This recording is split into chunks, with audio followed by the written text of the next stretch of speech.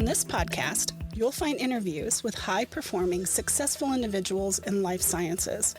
On a weekly basis, we cover their proven methods, principles, strategies, and mindsets to implement new technologies that scale to meet the needs of people in our world.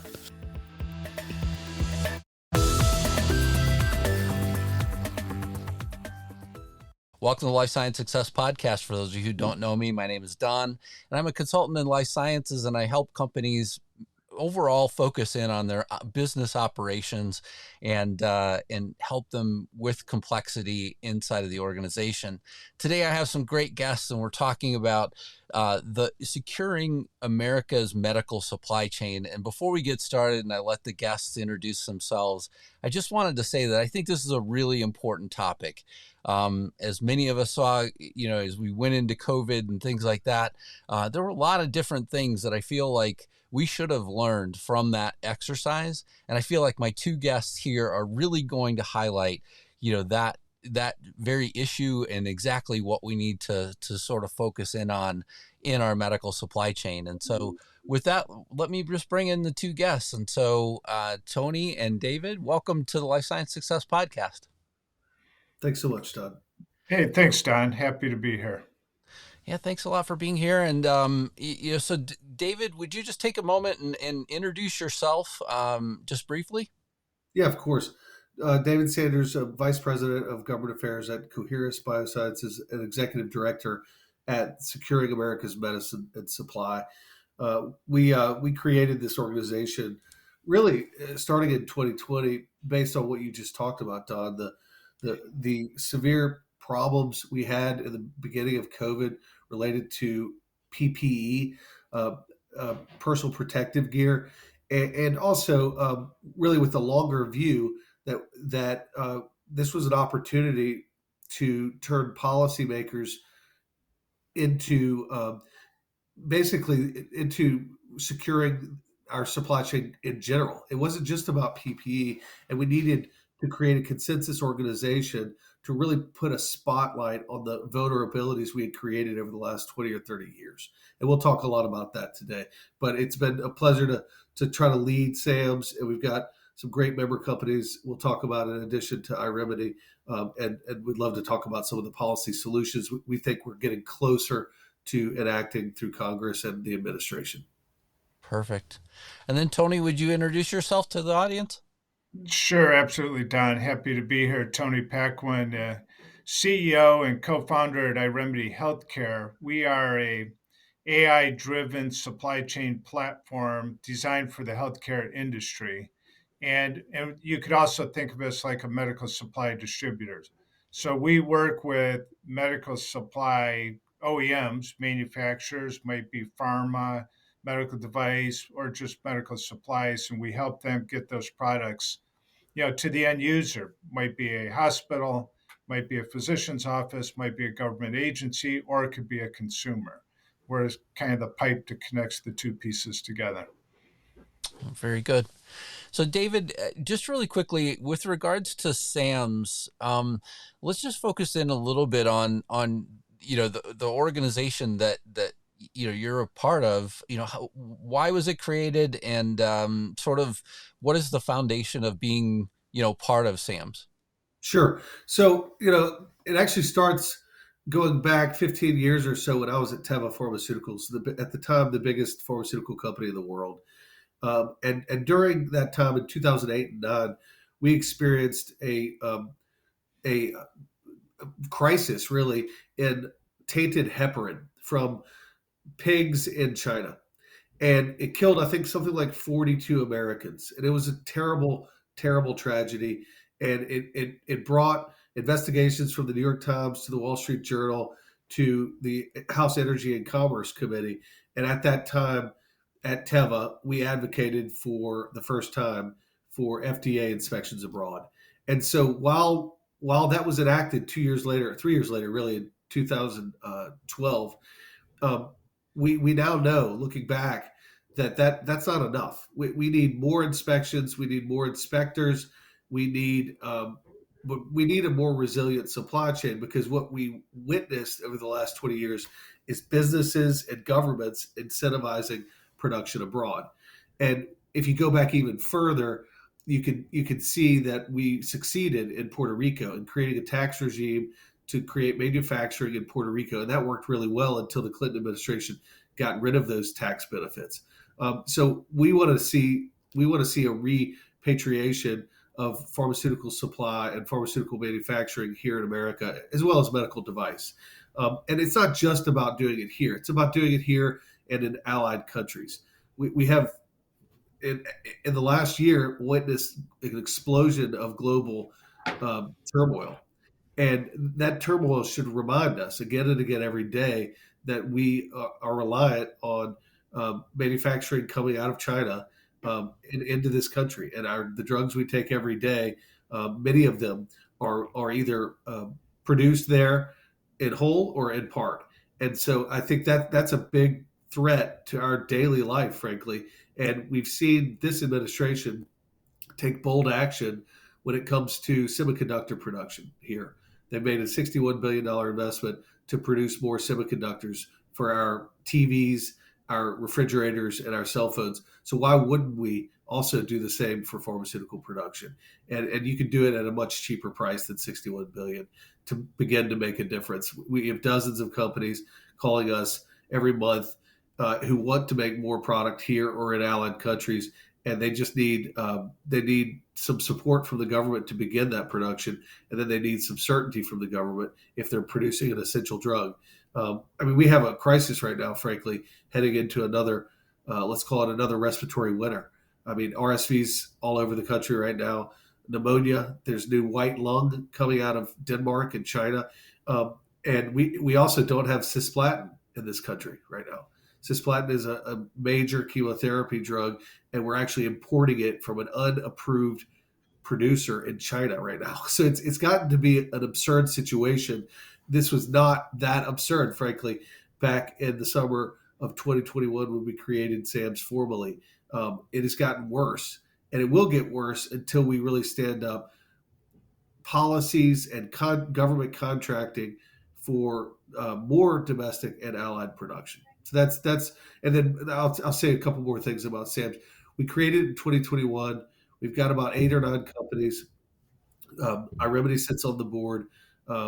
We've got Cencora, which is the old AmerisourceBergen. We've got Teva Pharmaceuticals, Amneal Pharmaceuticals, Mallinckrodt, some major generic players, as well as some innovative companies like US Biologic, which is going to play a major role in halting the proliferation of Lyme disease in this country and abroad. They've got the only approved animal vaccine for Lyme.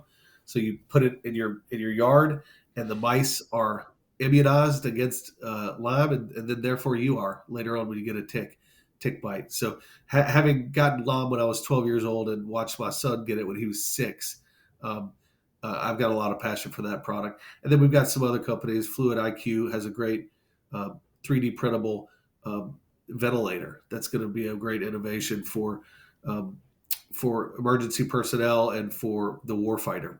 So I'll stop there. Very good.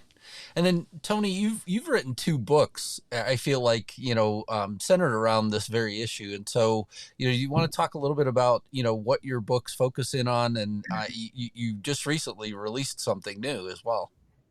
Yeah, exactly. Thanks, Don. Happy to do that. So the second book is the one you're referring to. Just came out. It's called The End of Us. And it talks about the very issue that David's referring to. And you sort of alluded to it at your introduction. You talk about, we had this sort of crisis of supply chain during COVID. It brought it to everybody's attention. Like everything had a supply chain problem, not just healthcare. But healthcare had a supply chain crisis. Essentially shut down our supply chain during COVID.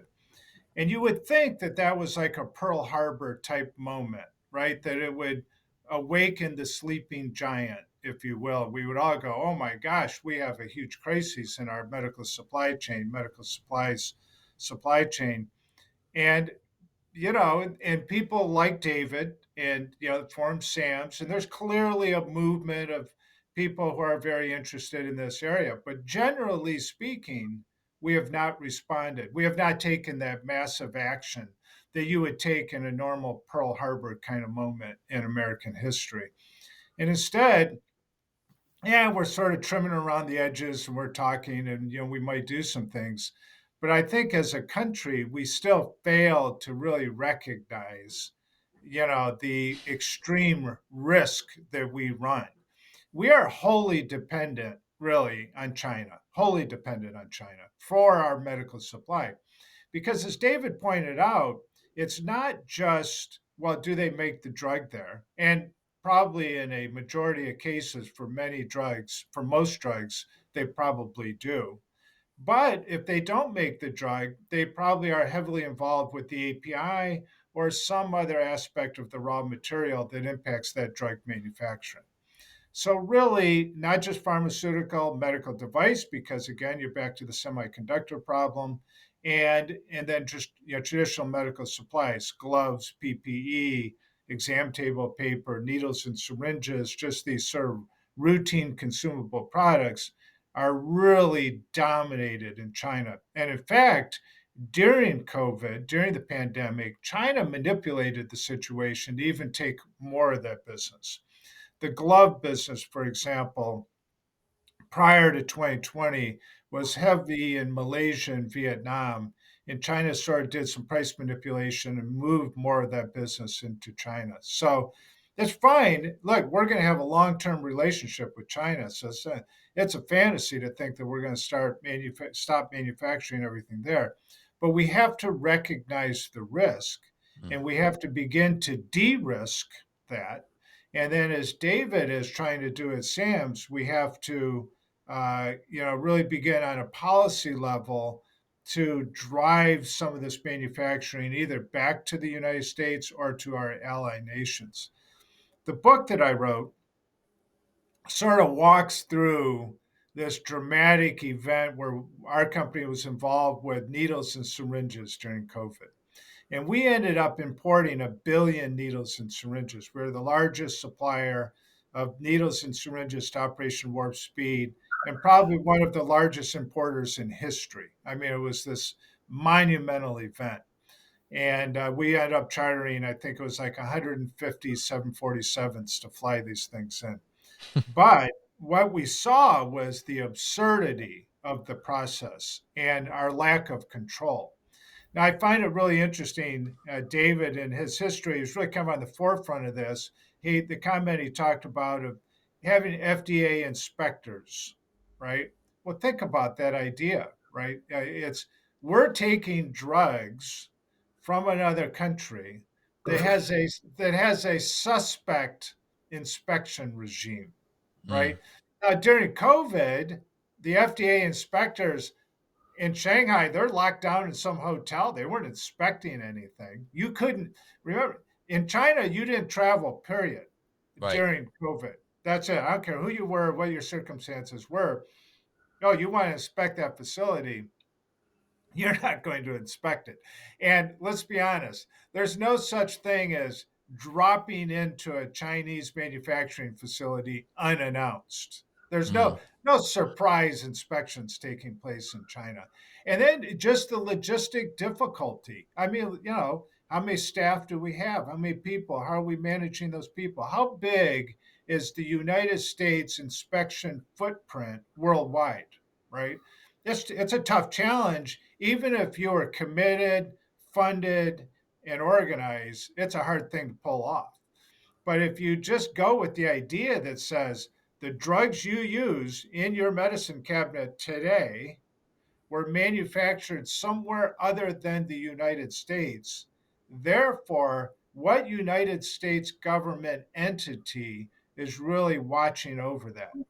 And what we saw during Operation Warp Speed and this process where we ended up, importing these billion items. I mean, it was every crazy imaginable thing going on. We had a Middle Eastern country show up with a Range Rover full of gold bullion, trying to bribe the guy on the shipping dock at the Chinese factory to take our inventory. Wow. We had the Chinese Communist Party at one point seize 40% of everything that we had manufactured.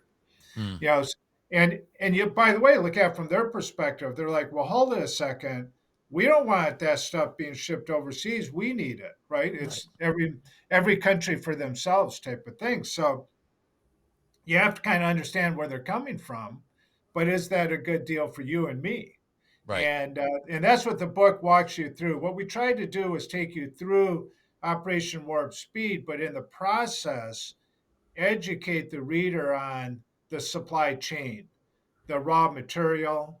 APIs is really something that we used to be a dominant supplier of APIs, which is the raw ingredient, as you know, for all medicines. We used to be, the United States was the place to go for that. And but now it's China, and then India is starting to make a major play in that area as well. So it's just a really interesting thing. I think that in the last 40 years, we've had this globalization experience, right? And I tell people the story of I grew up in Flint, Michigan. My dad was a GM executive, and it used to be as GM went, so went the nation. But starting in about 1980, it all went overseas. Okay. And as David commented, for your cell phones, your TV, all your electronics, it's all, this. I mean, we're sitting at a desk right now. Probably this desk, this chair, this computer, this microphone, and this headset, we're all made in China, right? And so what do we care? We got a great deal on my Bose headphones. Great. Okay, but is that the same thing as the cancer drug that you have to take? It's a little bit different conversation. And we, as a country, have sort of bulked it all together and Mm, said, yeah, we just want cheap and easy, and we outsource the whole thing. And I think where we're at now is we have to reconsider that. yeah. And by the way, this is against a backdrop of a changing geopolitical reality, right? China is not some second place country that does not have a different, they are, let's say, at odds with us in terms of the global political landscape. So we have to recognize all those things. It's a different era that we're going into right now than what we're just coming out of, I think is what we have to recognize. Yeah, the things that really stand out to me, I mean, and I would imagine these would probably stand out to the audience as well. So I remember very clearly, right? The first thing that I remember thinking was absolutely ridiculous was somebody was trying to clean gloves, and they showed like on the news, they showed like bags of gloves that people were trying Oh, to wash it's in a crazy. washing machine. It's and so absurd. and Yeah. and then the respirator shortages, and for sure the needle shortages, those things ran true in my mind. And I'm sure that there were a host of other things that were where people were closer to maybe like you were closer maybe to some of the things that were happening. It's a very dramatic thing, and then we Yeah. do get we sort of move forward and then don't really focus on these Yeah, things, it's unfortunately. amazing. It's amazing how we forget just two Yeah. years ago. But the one striking thing for me was I have a very close friend at a major New York hospital who was head of supply, a part of the team of people. And he called me during this era and he said, one thing is when all this happened, you're talking about gloves and gowns. And yeah, he said, we ran to the supply closet and realized we didn't have one. Mm, That's not how the way the system worked. All right. And then what I will tell you is I would consider these people close friends. I'd been working in the hospital world, let's say, for the last 15 or 20 years. And Don, the only thing I can tell you is they were scared. I mean, they were really shook. They were emotionally freaked out. I mean, it was they were worried about their staff. They were worried about their patients. yeah. Most people in healthcare, I would say, got into healthcare sort of as a mission. Like, oh, Sure. I want to be a doctor. I want to be a nurse. I want to help. I want to help. They tend to be mission-driven people. That may change after they're in the business for a while, but that's how they came to the business. So then they're there, and all of a sudden, people are dying, and there's this mystery of this disease. Like we don't even really know what it is, and we can't get gloves and we can't wear masks and we got to go to work every day. These people were very shook. It was the only Hmm. thing I will tell you. It was emotionally striking moment to deal with these senior executives that you had known for a decade who are running billion-dollar companies, and they were emotionally. It's 11 o'clock at night on a Sunday night, and they're going to be up all night trying to solve some problem, and they are in a panic. So it's interesting that that happened, right? Like you said, they're like, oh my God. And the stupid product of handmade gowns and masks and Oh, gloves. sure. I mean, the absurdity of the whole situation. Hmm. But here we are just 2 short years later, and it's like, yeah, we forgot about that. It's like Yeah, something. I was Uh, 3D printing those things that pull the straps away from your ears, and we were yeah, donating them as well to the local local because you healthcare centers. because you Yep. had to do everything you could do, Yeah. and it is interesting where small business and innovators did step in Hmm. and say, "Oh, I can repurpose this factory, or I got a guy that can do this," and they did manage really in a very messy sort of way, but they did manage to get through that process. Yeah. But the point is though that we're moving into a period where these pandemics are going to happen more. Okay, we're a higher populated planet where animals and people in the billions are living closer together. We are going to have more viruses and more pandemics, Mm. and we cannot be in this tragic situation, on an ongoing basis. And at any given time, if you just Google today, you Google drug shortage, something will come up and it'll be tragic. It'll be a cancer drug shortage, and or a pediatric cancer drug Oh shortage. yeah, So we're already there. how we have one of those, right, David? And Yeah, we do. what a horrible situation. You got a It's child that's got cancer and you're trying to get them treated. It's already the worst possible situation you could ever imagine. And then a doctor says, "Oh, we can't treat them this time around because we don't have the drug." You'd look at them like, "Are you kidding Yeah. me?" You know? So, David, I want to come back to you a sure. little bit on this in terms of some of the things that Sam's is doing to try and mitigate some of these risks as well in terms of the pharmaceutical supply chain. How are you working with companies at least to highlight these things and have them work on them? Yeah, because Tony pointed this out. I mean, in saying, how is it that we've forgotten, right? Mm. And so Sam's is an antithetical sort of counterculture organization. I mean, what I mean by that is that industry generally isn't clamoring for a huge boost of domestic production. I mean, some of the biggest companies in the world are not part of Sam's right now. Now, quietly, the policies we push would certainly benefit them because a lot of them do have huge manufacturing here as well as abroad. And I think that there was a misperception of what we stood for in the beginning. They thought, I think, that we stood for all manufacturing must be in America alone, and that was never the case. We're very realistic about that.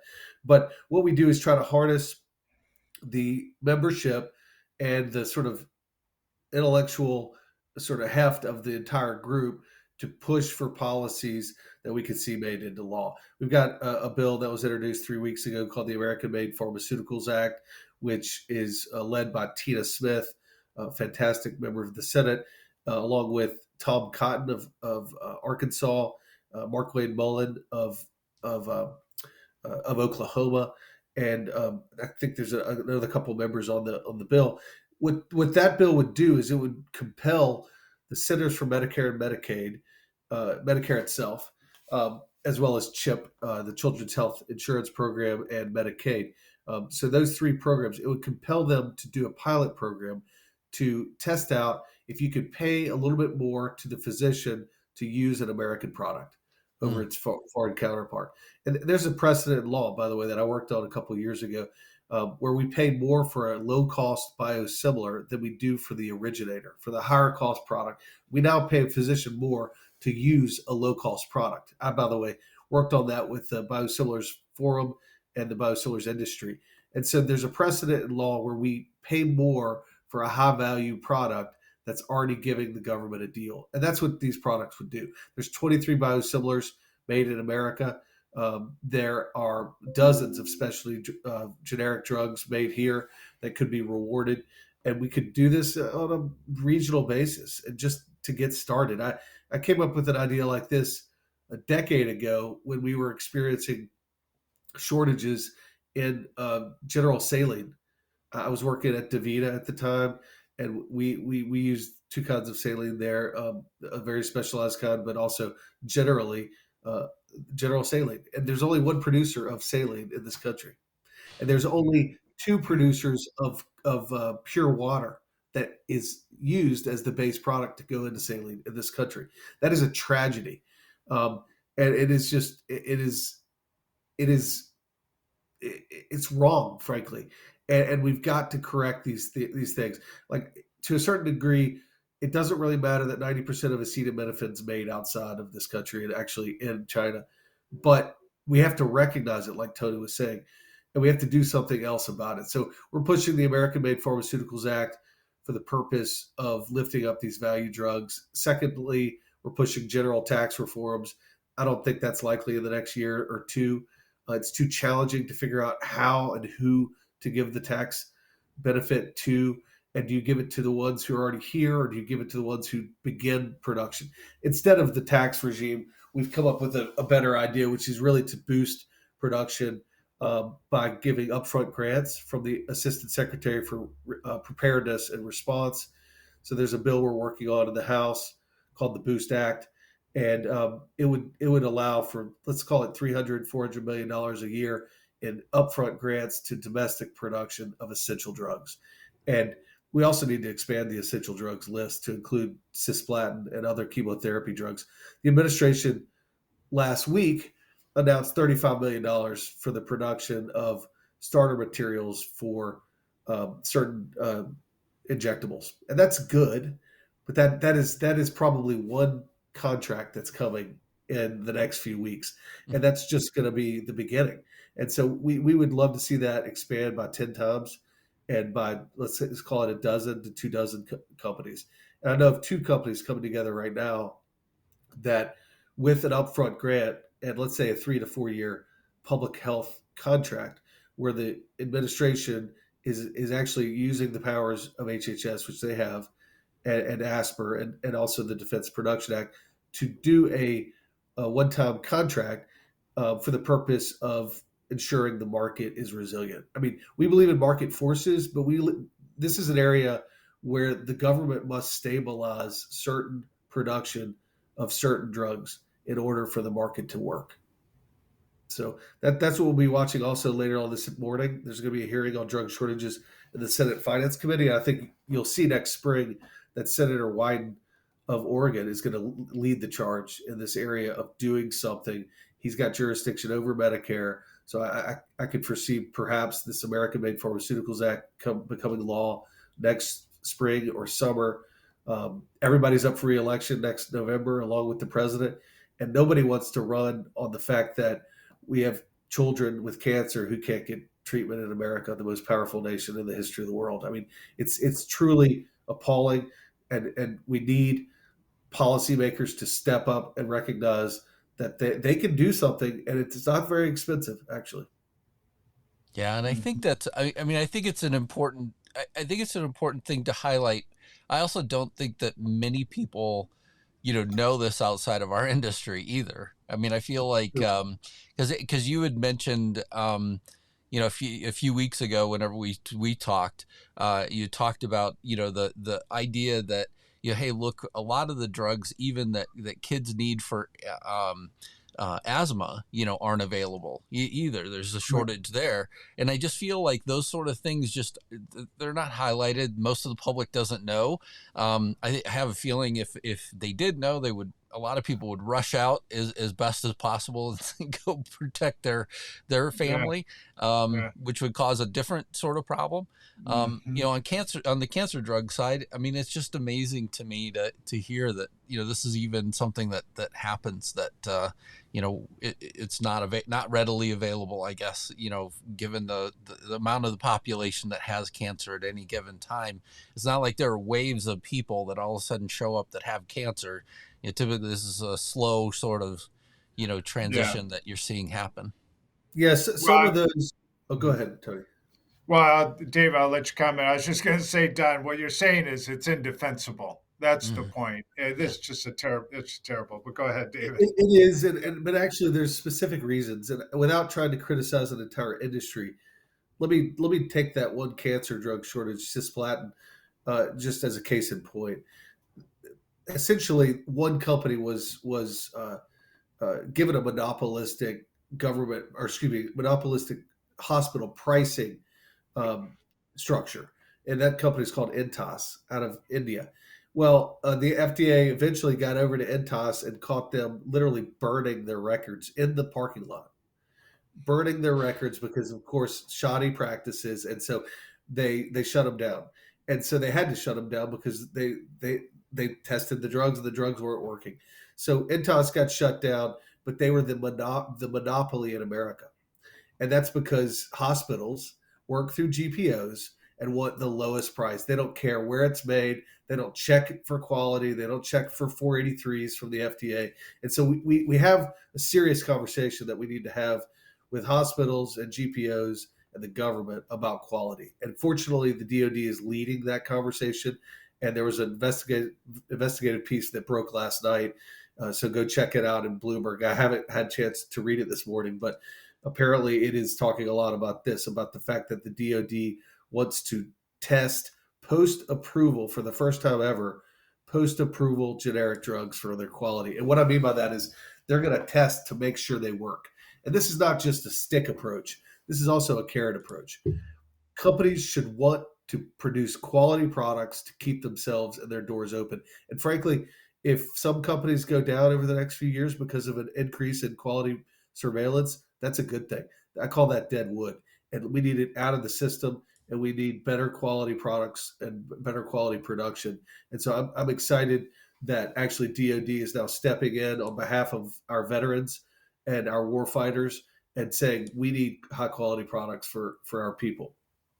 Yeah, if Well, I anybody's, think David, I'll let you comment in 1 second. If anybody's looking for the story about Intas and what happened, it looks to me like Fierce Bio has a piece on that as well, in terms of burning the records as well, with the FDA showing up. So I did see that as well while you were talking. Sorry, Yeah. Tony. Oh, go yeah. ahead, Well, Tony. we've had a couple of India-based stories like that come out. Of course, we had the contaminated eye drops. I think it was a couple of months ago. Was another example, similar sort of situation. David touched on an interesting point, though, and that is the sort of non-competitive nature of the healthcare supply chain and being locked down by contracts via GPOs and major distributors, and then also with this overseas component added in. It's sort of a non-competitive market, and it discourages innovation and open competitiveness. And so, what David referred to is the DoD coming in and saying, well, price isn't the only factor. We're also going to measure quality outcome on an ongoing basis, creates another sort of competitive discussion. And, Mm, and I think that's a different but important systemic consideration that you have to see the market begin to open up to a more competitive world where quality and price matter and reliability and resiliency are all become considerations. But this old model that says a guy in India gets a patent, negotiates with a GPO, essentially exclusively owns that drug in all of the United States via these 2 or 3 GPO contracts, well, then you're it's just not good business, right? I mean, like business risk management 101 was don't be, single source dependent, right? If you're building a company and you only have one client and one supplier, that would be viewed as a very risky business, right? You got to have diversity of supply And on a business development level, you want diversity of customer base. But diversity of supply essentially means a bit of an open competitive market. And that is a characteristic of the U.S. Marketplaces. Is not really what you would describe as open and competitive. Yeah, and I So think it was, I think I would come back to, some of the I mean, there are plenty of areas where the government does control, how many monopolies there are. But I also feel like there's this, I don't know, there's a really tough situation that you're trying to manage, right? So the one is, you know, our cost of healthcare, overall being, extremely expensive. And so, people try and do things that they can to try, feel like try and lower that cost. But then that brings us right back to where we're discussing today, it creating the same situation. So it's almost like, look to balance that. You've got to find other ways that, as David had said, offering grants, offering tax incentives, offering other methods to try and get, make it more affordable, I guess, to manufacture here. And David, I can't remember if in your podcast, if I mentioned this or not, but this is several years ago. I was traveling in India. I got extremely sick on my flight over. You wound up with like a fever of like 103, 104 degrees, something like that. wow. I'm in a hotel room. And because I worked for a large corporation at the time, they sent a driver to the hotel. They took me to the local hospital. Uh, my care, which included 2 physicians, 4 nurses, a chest x-ray, 8 different prescriptions, I walked out of there paying $8.26. And I sort of, I was amazed. I mean, because whenever I was there, all I kept thinking was, oh my God, what is this going to cost? I mean, in the United States, this could be, tens of thousands of dollars for this kind of care. And, here I go walking out and I just was like, I'm going to get sick in India more often. But it kind of goes back to the same situation that we're talking about here. And so I guess my question for both of you is, how do we sort of strike that balance? How do we get back to, having a more affordable healthcare, but also, do some of the things that you're talking about in terms of the supply chain and manufacturing here? Yeah, I mean, I think it's a big question, frankly, and it's a question I've wrestled with for my career in promoting low-cost generics and promoting low-cost biosimilars and in promoting transparency in the healthcare system. The problem is the middlemen. It really is the problem. There's huge industries that have grown up to make sure they get paid and stand between 2 other transactors. And that goes for the PBMs as well as for others. I'll say it frankly. I think distributors are playing a role at standing in between. I mean, distributors don't like iRemedy because iRemedy is a small distributor. So the big 3 distributors need to change their practices, or they will be changed for them. And so, and I just mean I mean that in one particular industry. Sorry, one particular instance. I mean, high cost of distribution blocks out low cost providers of products, from generics to biosimilars to single source biotechs. We shouldn't have to pay 10% to a distributor to pick up a box. Okay, so that's 10% of wholesale acquisition costs. So sorry, I sort of feel bad hitting the distributors, but they're part of the problem. The GPOs are part of the problem, but the PBMs are the core problem. And so, when it comes to pricing, we have to get rid of the middlemen and stop lining people's pockets. We just need people like iRemedy to provide that product to the consumer, and so there's no middleman pricing. But the other thing that occurred to me when you asked the question, Don, is it gets back to what we're promoting here at SAMS. The American-Made Pharmaceuticals Act. Our detractors say, well, this is not about domestic. There's problems with domestic companies. There's Acorn that went under. There's the Pfizer plant that went under, and then Pfizer decided to shut it down permanently. There's natural disasters. But it's a red herring to say this is not just about domestic, because you have to start here. If you're gonna grapple with these problems, you have to start with the facts, and you have to be honest. And if you don't start with domestic, then you're not solving the problem in the right way. The reason for that is that we know FDA can inspect the facilities here. They do, on time, every time. So, Right. so it does start with domestic, actually, and then you can graduate to ally, and then you can graduate to contracting. And frankly, if you're a government contractor and you're doing business with the VA, the DoD, or Medicare, you should be purchasing at least 20% of your products should be made in America. That's a Yeah. standard that the government Yeah. can actually put into place. And frankly, we have the Berry Amendment. The government does this in times of war. We're in a war right now, and we're in actually 3 wars if you think about it. We're in a medical supply war. We're in 2 proxy wars. I mean, this is wartime, and I so I totally think, agree. yeah. So I think that we need bolder leadership. We need to empower the government to make tough decisions in this space. And guess what? Industry will respond. They will figure out a way to make more money with these standards, as they should. Yeah. Go Yeah. ahead, Tony. How Yeah. about from your I, side, Tony? Yeah. Yeah, I think David is spot on in a couple of areas. And again, I don't want to pick on the distributors, but what is true is called these middle layers. They're essentially acting like a logistics provider, but they're charging the cost of a distributor. So 40 to 50% of the cost of the product is in that middle layer, but really it's just the cost of delivering a box, which FedEx or UPS will do for $10. Mm. And I'm really sort of simplifying it, but not really. And and so that's a big issue.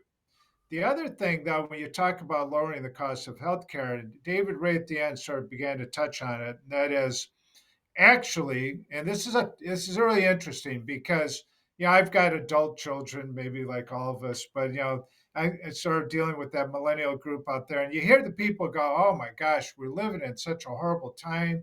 I don't want to have any children. The world's coming to an end." Yeah, you get that, right?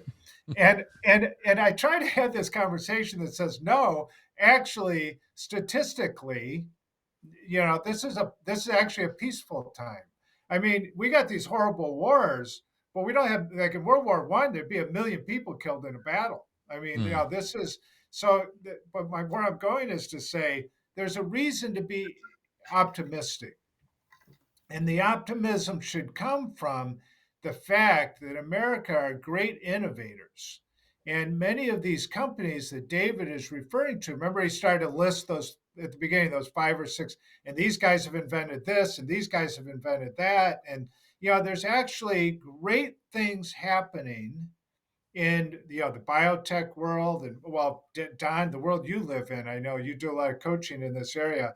There's amazing, great innovation taking place, and we should be optimistic as a result. And that innovation will drive down the cost of healthcare, because it's always been the case: the earlier you diagnose and the earlier you treat, the cheaper you're going, the deal is going to be. Right? We all know that. And so innovation will drive down the cost of healthcare. But what we need is an industry that accepts and encourages innovation.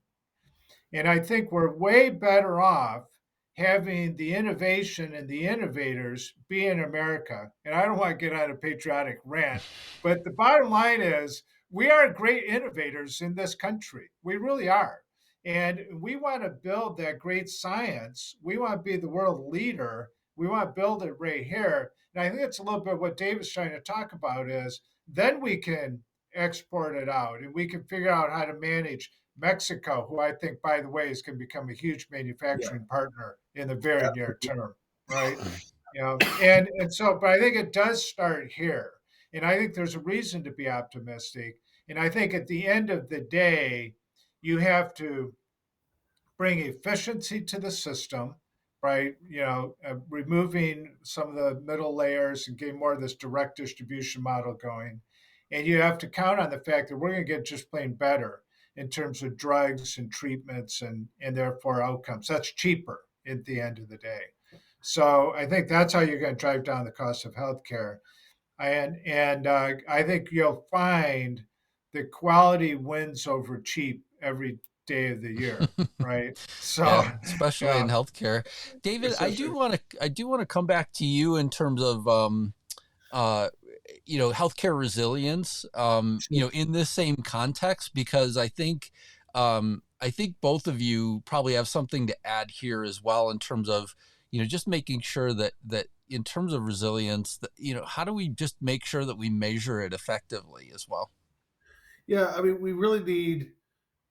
I think what the White House is trying to do, we really need high level coordination and understanding. The problem on the supply chain is, frankly, that no one holds the ball. Mm, There's no one person we can go to in the government and say, we need a more resilient supply chain. We need more manufacturing here. So you've got a bunch of different players. You've got some new authorities. You've got the Defense Production Act. You've got ASPR. But what the White House is trying to do, both with the Office of Made in America and now the new coordinator under the OSTP, the Science and Technology Policy, is to create one White House level authority to oversee supply chain and to understand its vulnerability. So that's step number one, which is good, very good. Step number two is putting in place some of these policies we've been talking about, and then the you're going to see the supply chain become more resilient. And it gets back to actually one other point, which is that, like, so, I know I was knocking the distributors a little bit for some of their high fees for logistics, but they stand ready to hold buffer stocks of essential drugs. We should have 90 days supply of essential drugs being held, and they should be rewarded for that under a government contract. And they're willing to step up on behalf of hospitals who don't want to hold that buffer stock themselves. Medicare wants them to do it, but I think what you're going to see is some sort of compromise in that area. And so that's another way we could see resiliency come into place very quickly, actually. And people ask me, how much money will it take to make a difference here? And it's only a few $1 billion would make a massive difference when you maybe go out and you pick 10 drugs that we really need made here or in Mexico or in Puerto Rico or Ireland or Israel or Europe. So I think by next summer you're going to see more action, not less. 2.5 years ago, we were the only ones talking about this. Now you've got people testifying in 5 minutes before the Senate Finance Committee on their expertise in this area. And so I think there's huge momentum towards making something happen. And this is not something that's one and done. This has to be a constant vigilance campaign by industry and by policymakers. yeah. Tony, do you have anything that you'd like to add to that? Well, I think he's, as usual, David and I are really aligned on that thinking. I believe he's actually really spot on. Part of the distributor angle is really speaking to the idea of the private public partnership that could occur. The Strategic National Stockpile, for example, is trying to do a little bit of this themselves. But, they're over here kind of doing it on their own as a government entity. And I think you're going to see an evolution where they'll partner with distributors, they'll partner with private industry, and ultimately we're going to need that private public partnership. Clearly, there should be a stockpile of essential drugs and supplies, and that's what they're attempting to do, but in a different way. Their charter started decades ago for a different purpose, and now is being realigned and reconsidered a little bit. It is true that hospitals will tell you, we got enough problems. Don't tell me I got to store these products. It's not, they don't have the capital, they don't have the skill set, they don't have the resource to do that. The distributors, to David's point, they do that, and they're actually very good at it. And I was with the CEO of one of those major companies years ago, and we're talking about data and supply chain management. And he says, "Oh, you data guys, we don't care about data."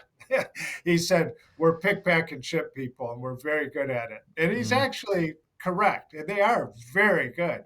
I mean, you're talking about cold chain, supply chain, automated, robotic, warehouses spread all over the country, very sophisticated. So they are very good at it. But they need to become a player. But to David's point, they're not going to sit there and go, "Oh, we'll stockpile these drugs at this cost." Stockpiling drugs is a very tricky business because you can stockpile, tires and hubcaps, and they never they never age out. You can have those things in storage for a decade, but drugs are different. They've got to be, they're expensive to stockpile, they're expensive to buy, expensive to store, and at some point they're worthless and they have to be destroyed. And so it's pretty complicated and very expensive and requires capital investment. It's a perfect place for the government to partner with private industry to alleviate some of these really key pain points, for sure. So important. Well, David, I wanted to give you one more opportunity to plug your books as we wrap up here on the Life Science Success Podcast. If you wouldn't mind, tell us more about where people can find your books. Oh, you mean Sure. Tony? Go ahead, Tony. Oh, sorry, Tony. Yes, sorry, Tony. Well, Don, thank you. I always love the opportunity to plug the book. So they're both on Amazon, and the new book is called "The End of Us," and it's about China's grip on the U.S. Medical supply chain.